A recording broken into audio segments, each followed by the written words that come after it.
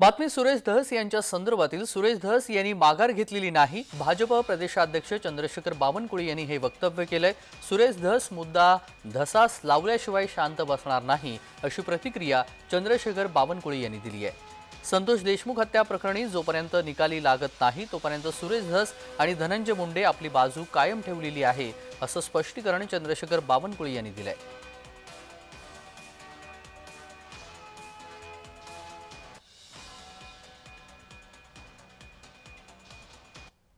कार्यकर्ते आहेत त्यांनी कुठल्याही मुद्द्यावर माघार घेतलेली नाही आणि धनंजय मुंडे आणि सुरेश धस जेव्हा माझ्याकडे भेटले तेव्हा त्यांनी स्पष्टपणे सांगितलं की संतोष देशमुखाच्या हत्येमध्ये जे आरोपी आहेत त्या आरोपींना अंतिम शिक्षा होईपर्यंत दोघही धनंजय मुंडे आणि सुरेश धस या दोघांनी आपली जी बाजू आहे ती कायम ठेवलेली आहे आणि सुरेश धस असे कार्यकर्ते आहेत त्यांनी जे मुद्दे हातात घेतले आहे ते मुद्दे धसास लावतपर्यंत सुरेश धस काम करणार आहे।